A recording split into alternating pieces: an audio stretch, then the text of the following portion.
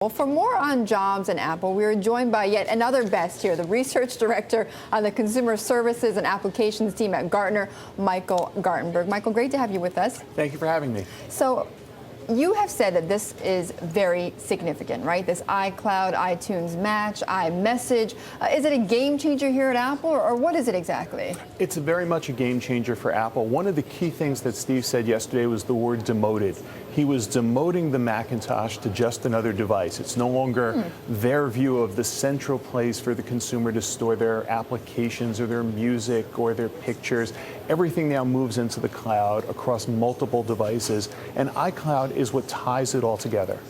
Right, iCloud ties it all together, and it's very different from Mobile Me, which he admitted was not the finest moment for Apple. A little bit of self-deprecating humor. He said, why should you trust us? We gave you Mobile Me. Exactly. But they've been at this for 10 years. And as Apple moves into this post-PC world where the PC is just another device, and look at the number of iPods, iPhones, something like 200 million iOS devices, they're betting an awful lot on this transition to a multi-device world, and iCloud is the synchronization tool that ties everything together.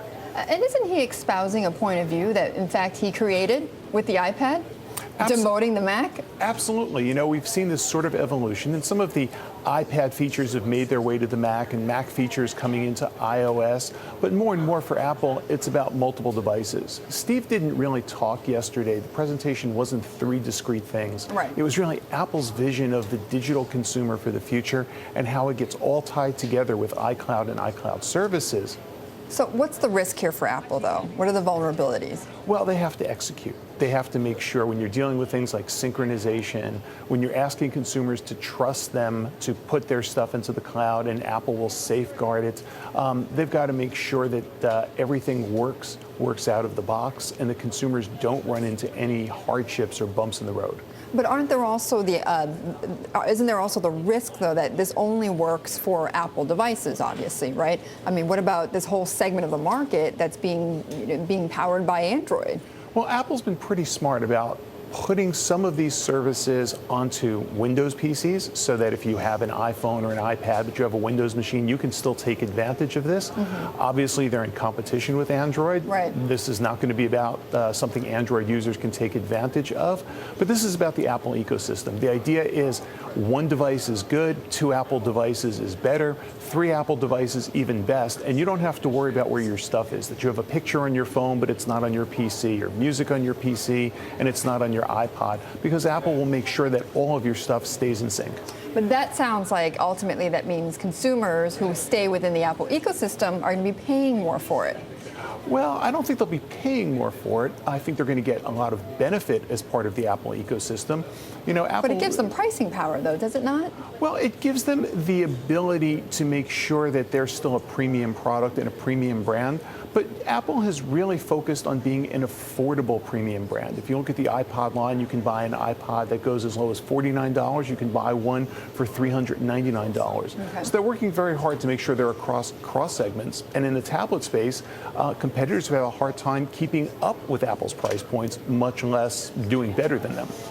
Okay, so what does this mean for Google? What does it mean for Amazon? How complicated does it get for them? Well, it puts a lot more pressure on them because iCloud is a lot more comprehensive than anything that Google or Amazon has shown.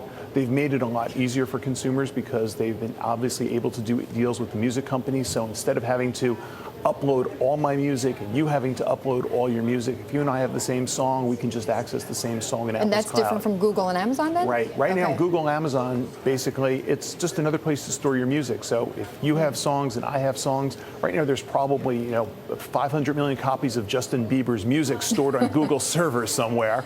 With Apple, you have to store one copy of the server, verify that it's in your iTunes collection, and then you can access it from anywhere. So then what do Google and Amazon have to do then? So they got to start ramping up, right? Well, they've got to ramp up. They've got to be able to put those deals together with the music labels that Apple was apparently able to do that Google and Amazon have not quite been able to do. When Google introduced their music service, it was sort of, well, this is not quite what we wanted to do, but this is what we could do without getting into any legal issues with the labels. They have to be able to take it to the next level. Michael, thank you so much. Really appreciate your perspective on this. Michael Gartenberg of Gartner Research.